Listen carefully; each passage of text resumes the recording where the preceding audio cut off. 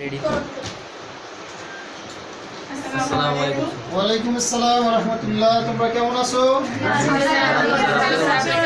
আছি আলহামদুলিল্লাহ, আমিও ভালো আছি। সাব্বির স্কুল আসুনি কেন গতকালকে?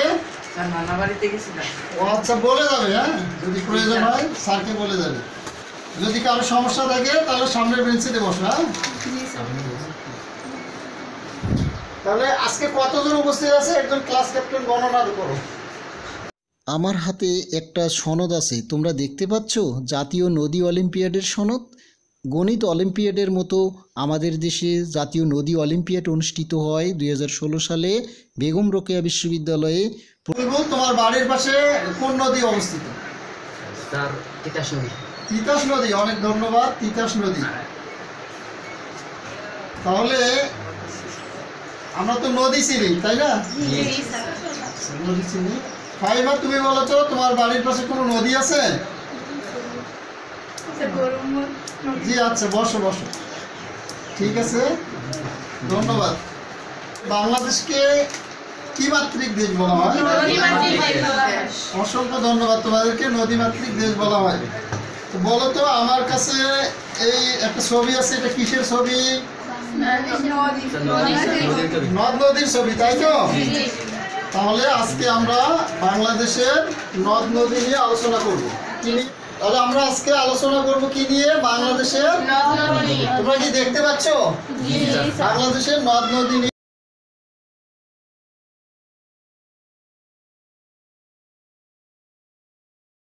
এদিকে আসো, সহযোগিতা করার জন্য। আমরা বোর্ডের দিকে একটু তাকাই, এদিকে আমরা।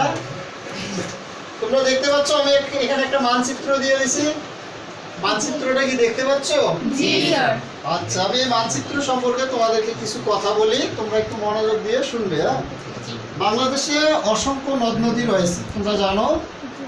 আমাদের উইকিপিডিয়ার মতে বাংলাদেশে প্রায় 1008টি নদ নদী রয়েছে এবং আন্তর্জাতিক নদী কমিশনের তথ্য মতে বাংলাদেশে প্রায় 700-এর উপরে নদী রয়েছে এবং ছোট বড় নদ এবং নদী নিয়ে, শাখা নদী নিয়ে মোট 1300 নদী রয়েছে।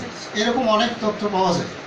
তবে বাংলাদেশ এবং অন্যান্য দেশের মধ্যে নদী রয়েছে, অর্থাৎ আন্তর্জাতিক নদী রয়েছে 57টি। তন্মধ্যে ভারতের সঙ্গে এবং বাংলাদেশের অভিন্ন নদী রয়েছে 54টি এবং মিয়ানমারের সঙ্গে বাংলাদেশের অভিন্ন নদী রয়েছে 3টি। এই নদীগুলোর উৎপত্তি স্থল বিভিন্ন দিক থেকে বিভিন্নভাবে আমরা লক্ষ্য করব। ওই ভারতে ছিল গঙ্গা নামে, এই নদীটা বাংলাদেশে প্রবেশ করেছে কি নামে? পদ্মা। এই গঙ্গা নদীর উৎপত্তি হচ্ছে হিমালয়ের গঙ্গোত্রী হিমবাহ থেকে। এটা বাংলাদেশে এসে কি নাম ধারণ করছে? পদ্মা।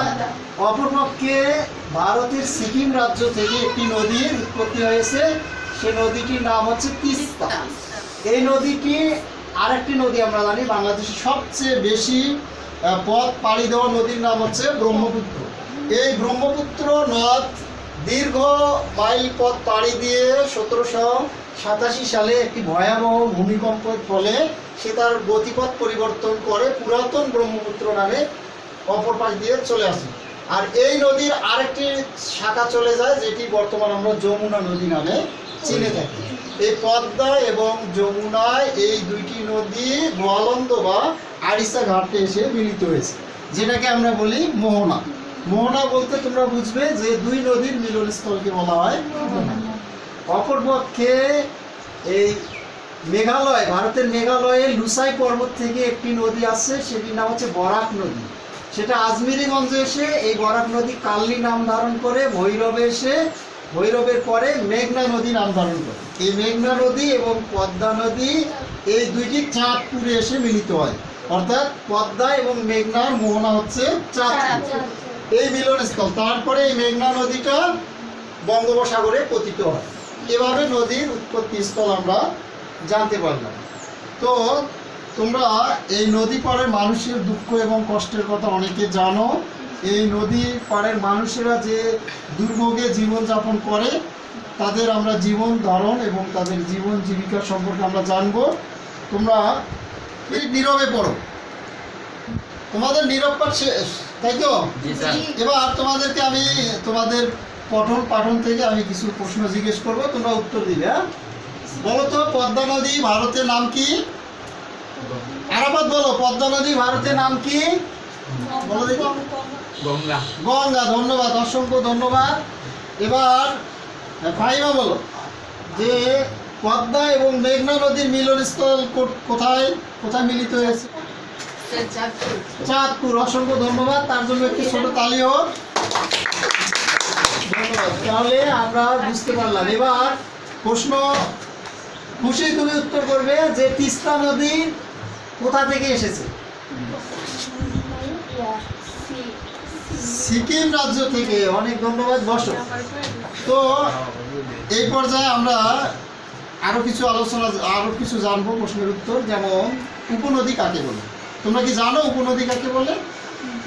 উপনদী হচ্ছে যে নদীগুলো বড় নদীতে এসে পতিত হয়েছে। যেমন এই দেখো, এখানে গঙ্গা বা পদ্মা নদীতে মহানন্দা এসে পড়ছে, ইরাবতী নদী এসে পদ্মা নদীর সঙ্গে মিলিত হয়েছে, তারপর এদিকে করতোয়া নদী যমুনা নদীর সঙ্গে এসে মিলিত হয়েছে। যে নদীগুলো বড় নদীতে এসে মিলিত হয় এই নদীগুলোকে বলা হয় উপনদী। কি নদী?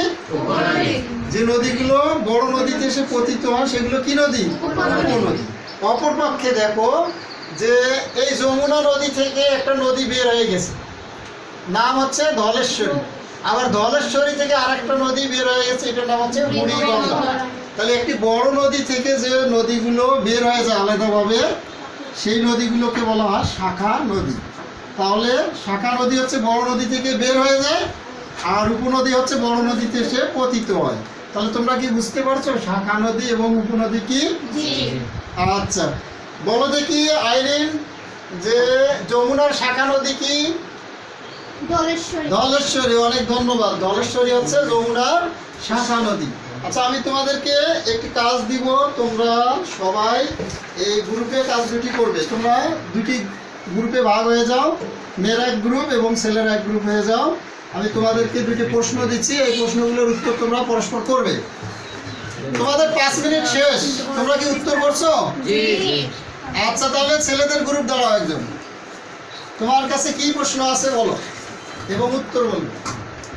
তোমার এলাকায় নদীর পাড়ে বসবাসকারী মানুষের কষ্টের কথা আলোচনা করো।